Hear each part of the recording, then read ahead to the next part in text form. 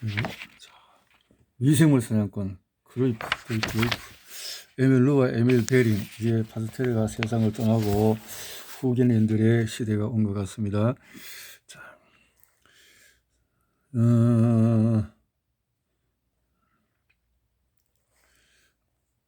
불쌍한 시체 하나하나의 모든 구석을 파헤쳐 각 장기마다 100개의 슬라이드를 만들었다. 그리고 곧 이상한 줄무늬가 있는 그 미생물을 순수 배양하는데 성공했다.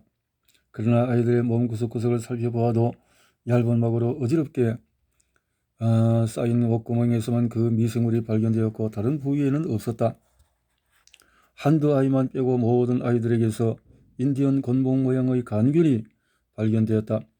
어떻게 목구멍에만 있고 다른 곳에는 없는 몇 개 안 되는 균이 아이를 그토록 빠르게 죽일 수 있단 말인가?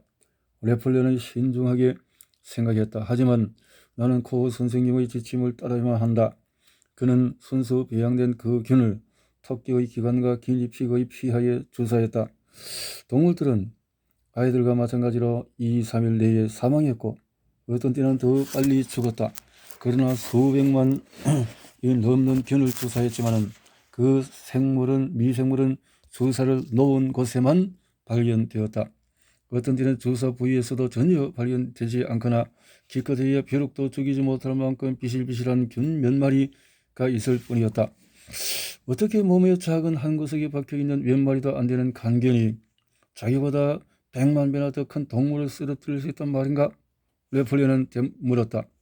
레플보다도 더 양심적인 연구자는 없었고 기계적인 정학생을 만져놓는 자유로운 상상력이 그보다 더 부족한 사람도 없었다. 그는 자리에 앉아서 꼼꼼하게 논문을 썼다. 조심스럽게 냉정하고 희망이 적이지 않은 논문이었다. 이 새로운 간균이 디프테리아의 원인균인가라는 질문에 대한 찬성과 반대, 의견 모두를 열거한 어떤 변호도 하지 않은 보고서였다. 그는 정직하기 위해서 필사적으로 노력했다. 이 미생물은 아마도 디프테리아의 원인균일지도 모릅니다. 그러나 디프테리아로 죽은 아이들 중에서 소수에서는 이 균을 찾을 수가 없었습니다. 제가 균을 주입했던 그 어떤 동물도 아이들처럼 마비 증상을 보이지 않았습니다. 무엇보다도 부정적이었던 것은 기니피그와 토끼를 병들게 했던 이 작은 미생물이 디프테리아 증상이 전혀 없는 한 아이의 목구멍에서 발견됐던 점입니다. 그는 심지어 자신의 정확하고 훌륭했던 연구의 중요성 자체를 과소평가하기까지 했다. 그러나 그의 논문 끝부분은 뒤를 따랐던 좀 더 상상력이 풍부한 루와 베링에게 단서를 제공했다. 레플레는 얼마나 이상한 사람이었던가. 자신은 하려고 하지 않았으면서도 다른 사람들 이 무엇을 반드시 해야만 하는지 예측했다. 이 간균은 아이의 목구멍에 있는 적은 조직으로 된 작은 막에서 삽니다. 기니피그 피부 밑의 작은 점 속에 숨어 있습니다. 수백만 개로 불어나지 않으면서 동물을 죽입니다. 어떻게 그럴 수 있을까요? 이 균은 틀림없이 독소를 만들 것입니다. 균체로부터 스며나와서 몸속의 중요 기관으로 들어가는 독소 말입니다. 그런 독소는 디프테리아로 죽은 아이의 장기와 기니피그의 시체, 그리고 이 균이 잘 자라는 배지에서 발견할 수 있을 겁니다. 이 독소를 찾는 사람은 지가 설명하는 데 실패했던 사실을 증명하게 될 것입니다. 그것은 레플러가 루의 머리에 심어놓은 꿈이 되었다. 4년 후에 레플의 말은 실현되었다. 아주 어리석어 보였지만 확실히 기상천외한 실험이었다. 그 실험을 봤다면 기니피그가 익사할 거라고 생각했을지도 모른다. 당시 파리에서는 열광적인 미생물 사냥이 진행되고 있었다. 공습형 백신 개발에 성공한 후 갑자기 쇠약해진 파스텔레가 디토 가이에 세워진 100만 프랑짜리 연구소를 간신히 지휘 감독하고 있었다. 거칠고 허풍스러운 메치니코프가 포식세포가 어떻게 악성세균을 잠식하는가에 대한 기묘한 이론들을 분출하기 위해 러시아 오데사를 떠나서 파스텔레의 연구소에 와 있었다. 파스텔레의 제자들은 작은 가방에 현미경을 넣고 존재하지도 않던 이상한 질병의 원인균을 찾으러 인도 차이나의 사이공과 오스트레일리아로 성급히 떠났다. 파스텔은 수십 가지의 무서운 질병으로부터 자신의 아이들을 구해달라고 애원하는 어머니들의 보낸 편지에 깔려 죽을 지경이었다. 그는 너무나 지쳐 있었다. 당신이 하려고만 한다면 분명히 디프테리아의 치료약을 발견할 수 있습니다. 우리가 위대한 의리라고 가르칠 당신은 그 아이들의 생명을 구할 것입니다. 한 부인이 그에게 편지를 썼다. 파스텔은 완전히 지쳐 있었기 때문에 우르가 디프테리아를 지구상에서 없애버리기 위한 방법을 찾아 나섰다. 그는 나중에 흑사병의 원인기를 훌륭하게 찾아낸 대담무쌍한 예르생의 도움을 받았다. 그 일은 과학이 아니라 성전이었다. 그들은 열정과 의지로 가득 차 있었다. 그러나 우리가 과학적인 발견에서 흔히 볼 수 있는 오랜 시간을 들여서 예술적으로 계획한 실험은 아니었다. 나는 에밀루가 그 부인이 보낸 가슴 아픈 편지 때문에 연구를 시작했다고 말하지는 않겠다. 그러나 그가 알기 위해서라기보다 생명을 구하기 위해서 일했다는 것은 의심하지 않는다. 위로는 늙고 병든 파스테르, 아래는 가장 하찮은 시험관 닦는 사람에 이르기까지 디토가에 있는 연구실 사람들은 모두가 박애주의자들이었다. 그들은 구원자였다. 얼마나 고상한가. 그러나 때때로 그런 면 때문에 진리의 길과는 동떨어진 이상한 옆길로 새기도 했다. 그럼에도 루는 위대한 발견을 했다. 루와 예르생은 디프테리아가 창궐하는 파리의 한 소아 병원으로 갔고 레플레가 발견했던 것과 같은 균을 찾아냈다. 그들은 그것을 배지에 넣고 길렀고 먼저 일반적인 실험을 했다. 균 배양액을 운이 없던 새들과 자신들이 선교자라는 것도 모른 채 죽어야만 했던 네 발 달린 짐승들에게 주사했다. 그렇게 찬란하게 빛나는 실험은 아니었지만은 첫걸음부터 레플레가 입증하지 못했던 사실 하나를 알아차렸다. 그들의 디프테리아 배양액이 토끼를 마비시켰던 것이다. 토끼의 정맥에 그것을 주사하면 며칠 후에 토끼가 뒷다리를 쩔뚝거리면서 끄는 것을 볼 수 있었고 마비의 증상은 앞다리와 어깨로 점점 상치로 올라갔다. 그러고는 아주 무섭게 마비되어서 죽어갔다. 토끼에서 아이들의 증상과 똑같은 증상을 일으킨다. 루는 신념에 차서 중얼거렸다. 이 균은 디프테리아 진짜 원인균에 틀림이 없어. 이제 이 토끼의 몸속에서 그 균을 찾게 될 거야. 그는 토끼 시체의 12군데에서 조직을 떼어내었다. 비장과 심장을 배양했지만은 균은 자라지 않았다. 겨우 며칠 전에 그들은 수십억 개의 균을 이 토끼들에게 집어넣었다. 그런데 이제 토끼의 핑크빛 코에서 꼬리 밑까지 온몸을 사찰이 뒤져도 균은 한 마리도 없었다. 그러면 무엇이 토끼들을 죽였단 말인가? 그때 레플레이의 예측이 루에게 떠올랐다. 동물들을 마비시키고 죽이는 것은 이 균이 만드는 독소임에 틀림없습니다. 독소? 한동안 연구자로서의 자세가 최우선이 되었다. 그는 아이들을 살릴 수 있다는 생각은 있고 수없이 많은 기니피그와 토끼를 죽이는데 정신을 집중했다. 디프테리아 균이 독소를 분비하는 것을 증명해야만 했다. 예르생과 함께 루는 과학적이지 않은 시도들을 시작했다. 그들은 어둠 속에 있었다. 선료도 없었고 따라갈 정보도 없었다. 이전에 어떤 미생물 사냥꾼도 세균으로부터 치명적인 독소를 분리한 적이 없었다. 파스테르가 한 번 시도해 본 적은 있지만 루와 예르생은 어둠 속에서 외롭게 서 있었다. 그러나 그들은 성냥을 그었다. 그 균은 분명 우리가 그것들을 기르는 배지 속에다 독소를 뿜어낼 거야. 아이들 목구멍에 만든 막에서 혈액으로 독소를 쏟아부은 것처럼 물론 아직 증명된 것은 아니었다. 그는 순환론법을 그만두고 직접 찾기 시작했다. 그것은 내부 연소 장치를 전혀 모르면서 멈춰버린 엔진을 다시 돌리려 하는 것보다 어려웠다. 루는 커다란 병에 멸균된 배지를 넣고 순수 배양된 디프테리아 균을 심은 다음에 배양기 속에 넣었다. 이제 배지에서 균을 분리해 봐야지. 나흘 동안 충분히 배양한 후 루는 이렇게 말했다. 그들은 이상한 기구를 하나 마련했다. 섬세한 도자기로 만든 속이 빈 양초처럼 생긴 여각이었다. 배양액은 그냥 통과하지만 가장 작은 균도 그럴 수 있도록 아주 촘촘한 구멍이 있었다.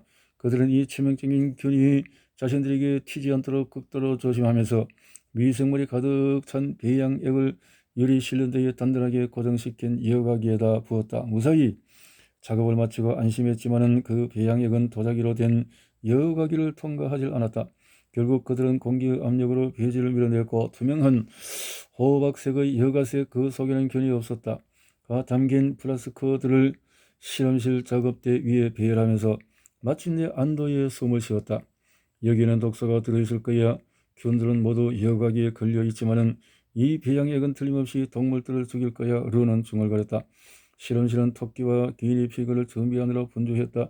르는 능숙한 솜씨로 이 동물들의 복강 내에 그 황금빛 액체를 주사했다. 그의 마음은 살인자가 되었다. 에밀 르는 매일 아침 실험실에 오면은 그 동물들이 죽었기를 미친 듯이 바랐다. 지금쯤이면 동물들이 죽어가고 있을 거야. 그는 아마도 예르승에게 이렇게 투덜거렸을 것이다. 하지만 털이 헝클어지고 뒷다리를 끌면서 온몸을 떨고 있는 차가운 동물의 몸을 보고 싶은 그들의 기대는 허세였다. 최악이었다.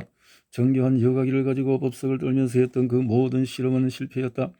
동물들은 우위에서 풀을 오물오물 먹고 뛰어다니고 암컷들의 냄새를 맡았다. 그리고 기니피그와 토끼 수컷들은 자선 번식을 위한 우스운 난투극을 벌였다. 동물들을 그렇게 잘 먹인 거인들이여, 그 배양액을 정맥과 복강에 더 주사해 보시지. 독소 상상뿐이야. 동물들을 이렇게 행복하게 만들었는 걸 르는 다시 한번 시도했다. 더 많은 양의 여과 액을 다른 동물들에게 좀 더 많은 동물들에게 주사했다. 그러나 아무 일도 일어나지 않았고 독소도 없었다. 상식이 있는 사람이라면 나흘 동안 배양한 여과에게는 독소가 없다고 생각했을 것이다. 충분히 많은 동물들을 실험해보지 않았던가? 그러나 르는 그때 이성을 잃고 있었다. 이 세상 모든 어머니와 아이들, 그리고 미치광이 과학자들을 보호하는 신시여, 그를 축복해 주소서. 그는 잠시 동안 파스텔의 광기, 다른 사람들이 모두 들리고 한 것이 실제로는 옳다는 것을 아는 그의 이상한 재주, 그리고 불가능한 실험을 훌륭히 해내는 재능을 물려받았다.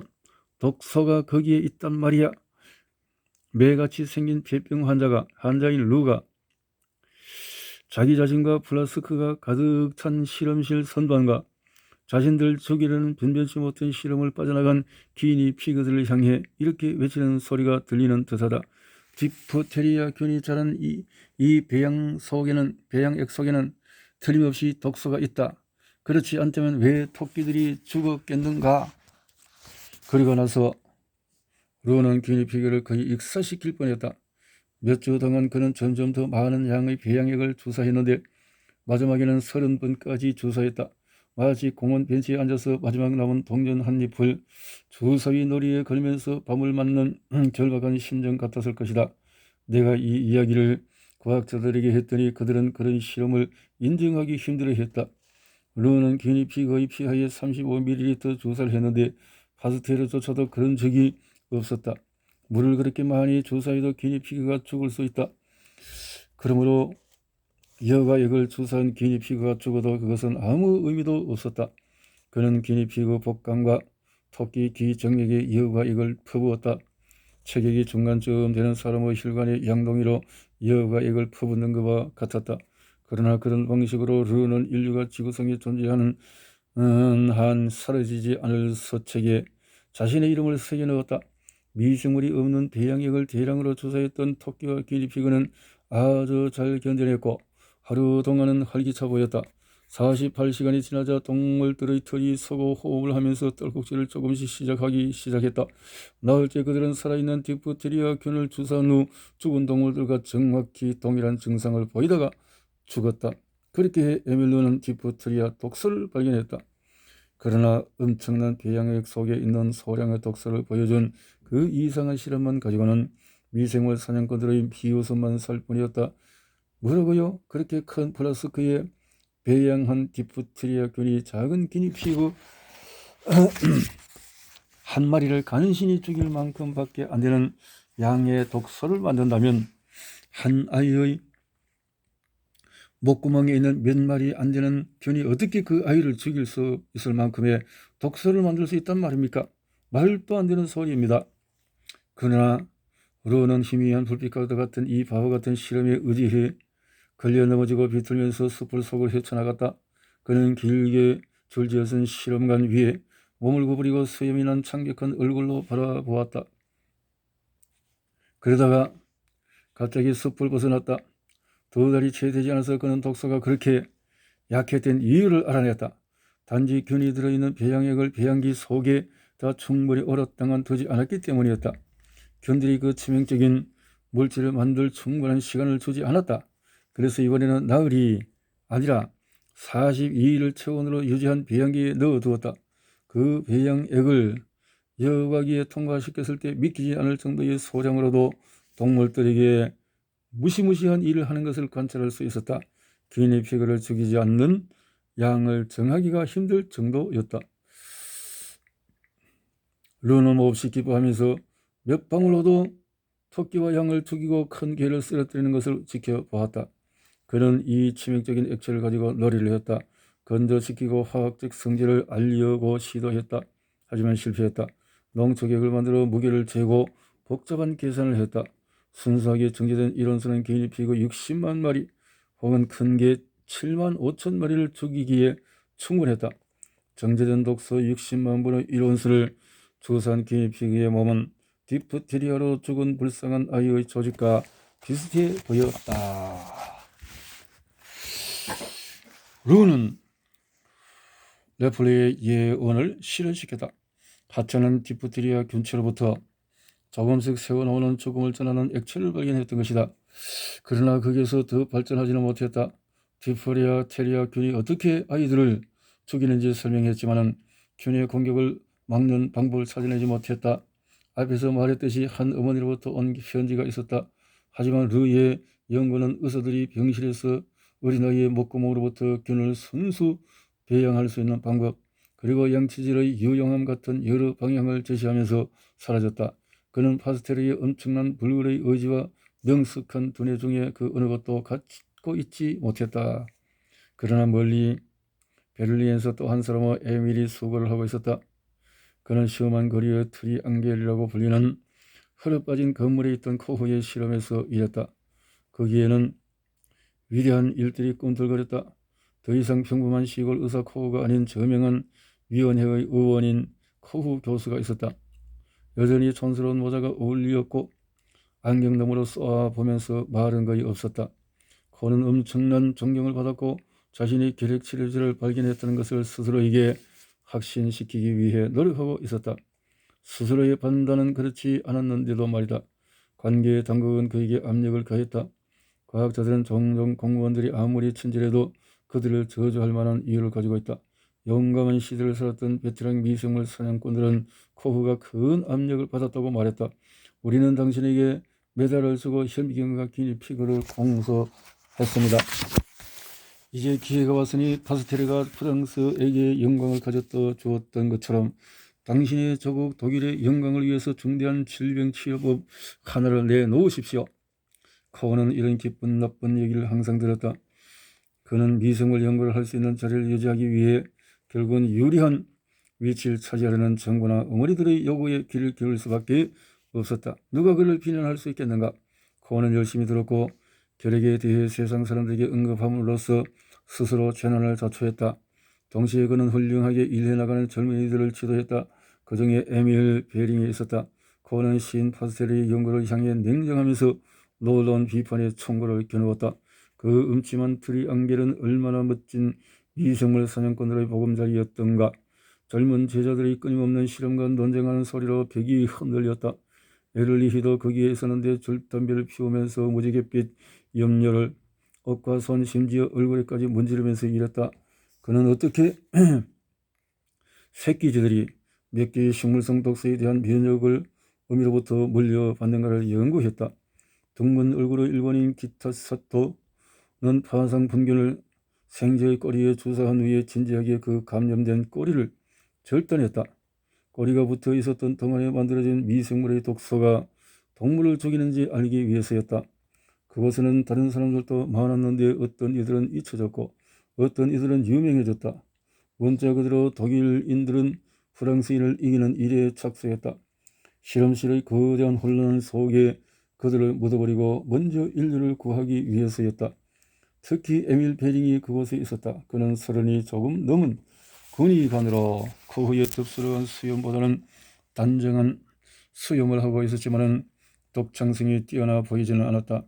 평범한 수염에도 그는 시인의 머리를 가지고 있었다. 화려한 문체를 좋아했지만 어느 누구보다도 실험실 작업대에 붙어 살았다. 그는 세심한 실험을 통해서 동물들이 왜 미생물에 대한 면역을 가지는지 조사하면서 코흐의 기록된 발견의 위대함을 자신이 좋아하는 눈 덮인 스위스산의 장밋빛 정상에 비유했다. 또한 시공지의 실험에서 탄저균을 죽일 수 있는 물질을 발견하면서 폐렴의 격렬한 진행을 계곡의 급류에 비유했다. 과학자면서도 시적인 두 가지 강박관념을 가지고 있었는데, 하나는 살아있는 동물의 천의를 선언하는 책 중에서 혈액이 가장 불가사의하다는 것이었다. 혈액은 얼마나 희한하고 신비로운 생명의 액체인가. 또 다른 하나는 동물이나 인간을 침입하는 미생물을 없애버리는 화학물질이 분명히 있을 거라는 생각이었다. 디프테리아를 치료할 수 있는 화학물질을 찾을 것이다. 이는 이렇게 외치며 다수의 기니피그에게 병독성이 있는 디프테리아균을 기른 배양을 주사했다. 동물들은 병이 들었고 증상이 심해지자 그는 다양한 화학 합성물들을 주사했다. 비싼 금도 시도해보고 나부틸 아민도 해보았다. 30가지가 넘는 이상한 혹은 흔한 물질로 시험을 했다. 이런 물질들이 시험관 내에서 시험관에 손상을 주지 않고 미생물을 죽일 수 있었기 때문에 기니피그의 몸속에서도 해를 끼치지 않고 미생물을 죽일 거라고 순진하게 믿었다. 그러나 불행히도 그는 실은 죽어가는 기니피그로 가득 찬 도살장이 되고 말았다. 치명적인 미생물과 그것과 똑같은 치명적인 치료법 사이에서 선택의 여지가 거의 없음을 그도 알았을 것이다. 그럼에도 시인이었던 베링은 그 사실을 심각하게 받아들이지 않았다. 제물로 바쳐진 시체들이 쌓여갔지만은 존재하는 화학물질들 중에 어딘가에 디프테리아의 치료약이 숨어 있을 거라는 그의 믿음은 흔들리지 않았다. 이렇게 열성적이지만 무작위적인 탐구를 하던 그는 아이오다인 트리클로라이드를 우연히 찾아냈다. 그는 치명적인 양의 디프테리아균을 기니피그 피하에 주사했다. 몇 시간이 지나자 이 미생물들은 일을 시작했다. 주사 부위가 부어오르고 기분 나쁘게 열이 났으며 동물들은 축 처졌다. 균을 주사한 지 6시간이 지났을 때 베링은 아이오다인 트리클로라이드를 주사했다. 또 효과가 없군. 그는 중얼거렸다. 증상의 호전이 없이 그날이 지나갔고 다음날 아침 동물들은 쓰러지기 시작했다. 그는 진지하게 기니피그 등을 아래로 해 눕힌 다음에 그들이 다시 다리로 설 수 있는지 보기 위해서 손가락을 찔렀다. 여러분이 이렇게 찔렸을 때 기니피그가 다시 일어설 수 있다면 아직 살 기회가 있는 것입니다. 베링은 놀라는 조수들에게 이렇게 설명했다. 그것은 검사였더니 환자가 살 수 있을지 알기 위해서 손가락으로 환자들을 찔러보는 의사를 생각해봐라. 얼마나 투박한 검사였는가. 그가 찔렸을 때 움직이는 쥐의 수는 점점 더 줄어들었고 이제 더 이상 희망이 없었다. 그러던 어느 날 아침 베링은 기니피그를 살피러 실험실로 들어갔는데 비틀거리면서 몹시 험한 몰골을 하고 있던 동물들이 디프테리아에서 회복되고 있는 것을 보았다. 치료를 받지 않았던 쥐들은 이미 며칠 전에 죽었고 내가 디프테리아를 치료했다. 베링은 작은 소리로 말했다. 그는 기뻐하고 더 많은 기니피그들을 이 요오드 화합물로 치료하려고 시도했다. 어떤 때는 디프테리아균이 불쌍한 동물들을 죽였고 어떤 때는 그 치료약이 그들을 살렸다. 어쩌다가 한두 마리가 살아남아서 간신히 제발로 일었었다. 살아남은 기니피그는 차라리 죽길 바랐을 것이다. 그 트리클로라이드는 실험을 했지만 피부에 심한 상처를 남겼다. 벌어진 상처가 부딪힐 때마다 동물들은 불쌍하게 찍찍거리며 울었다. 섬뜩했다. 그래도 그 요드가 아니었더라면 디프테리아로 죽었을 몇 마리의 기니피그가 있었다. 그들은 있었다. 나는 가끔 베링과 같이 강한 추진력을 가졌던 사람들에게 이런 일이 얼마나 힘들었을까 생각해본다. 그들은 진리의 탐구자였다기보다는 미친 듯이 실험을 하는 치료사였다. 동물을 죽일 각오가 되어 있을 뿐만 아니라 심지어는 하나의 병을 치료하기 위해서 다른 병으로 어린아이를 죽일 채비도 갖추고 있었다. 그들은 무슨 일이 있어도 멈추지 않았다. 온몸이 너덜너덜해진 기니피그를 치료했다는 확실한 증거도 없고 피부에 물집이 생기게 하는 아이오다인 트리클로라이드의 효능에 대한 검증도 없이 베링은 디프테리아에 걸린 어린아이에게 그 치료를 감행했다. 그리고 그는 이렇게 보고했다. 디프테리아에 걸린 아이에게서 아이오다인 트리클로라이드의 효능을 세심하게 조사해 봤지만 결과는 고무적이지 못했다. 하지만 거기에는 여전히 허약하지만 회복된 기니피그들이 몇 마리 있었다. 베링은 어쩌면 그 살인적인 집념에 이르할 수 있을지도 모르는 어떤 좋은 성과를 잡으려고 매달렸다. 신은 그에게 친절했다. 그런 생각에 잠겼다가 마침내 이렇게 물었다. 이 치유된 동물들이 이제 디프테리아의 면역을 가지고 있을까? 그는 그 동물들에게 엄청난 양의 디프테리아균을 주사했다. 동물들은 견뎌냈다. 그들은 열댓 마리의 동물을 죽이기에 충분한 수백만 마리의 균이 들어왔는데도 털 하나 까딱하지 않았다. 면역이 생긴 것이다. 이제 베링은 소경로로 내려간 동물들을 생각하면서 더 이상 화학물질들을 신뢰하지 않았다. 그러나 여전히 혈액이야말로 동물의 몸을 순환하는 체액 중에서 가장 대단하다는 고정관념을 갖고 있었다. 그는 혈액을 숭배했다. 그의 상상력으로 혈액은 전대미문의 우월성과 이상한 효능을 부여받았다. 그는 회복된 기니피그의 목에 있는 동맥에서 주사기로 혈액을 채취했다. 그 주사기를 세워놓고 붉게 응고된 피로 피 위에 투명한 호박색 혈청이 떠오르도록 만들었다. 베링은 작은 피펫으로 이 혈청을 조심스럽게 떠내어 일정량의 디프테리아 균과 섞었다. 이 동물들의 혈액 속에는 디프테리아의 면역을 만드는 무엇인가가 분명히 있을 거야. 이 혈청 안에는 디프테리아 균을 죽이는 무엇인가가 틀림없이 있어. 베링은 생각했다. 그는 균들이 쪼그라들면서 죽을 거라고 예상했다. 그러나 현미경으로 보아 무리지어 춤추고 있었다. 정식을 하고 있었던 것이다. 원기왕성하게 정식하고 있음. 그는 실망해 실험 공책에 이렇게 썼다. 그러나 혈액은 놀라운 것이다. 기존은 모르지만 혈액은 기니피그가 가진 면역의 밑바탕에 있음에 틀림없었다. 어찌되었건 프랑스인 루가 밝혔듯이 동물들과 어린아이들을 죽이는 것은 균이 아니라 균의 독소다. 아마도 이 요드가 치료한 기니피그들은 그 독소에도 면역이 있을 거야. 그는 다시금 시도했다. 온갖 잡다한 불평과 어느 정도는 시적인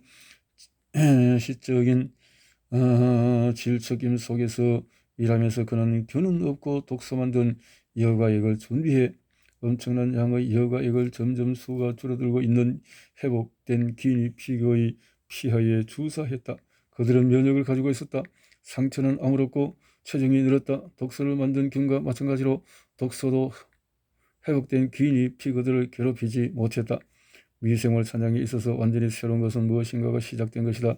루가 꿈꾸긴 했을지 모르지만 실현시키지 못했던 그 무엇이었다. 파스텔은 탄저병으로부터 양들을 지켰고 미친 개에 물린 아이들을 구했다. 그러나 이번에는 믿기 힘든 일이 일어났다. 디프테리아 균을 주사한 기니피그를 그의 무서운 치료법으로 거의 죽게 만들었는데 그 동물들이 미생물의 치명적인 독소에 견딜 힘을 갖게 되었던 것이다. 베링은 그 동물들이 1온수로 7만 5천 마리의 큰 개를 죽이기에 충분한 독소에 대한 면역을 갖게 만들었다.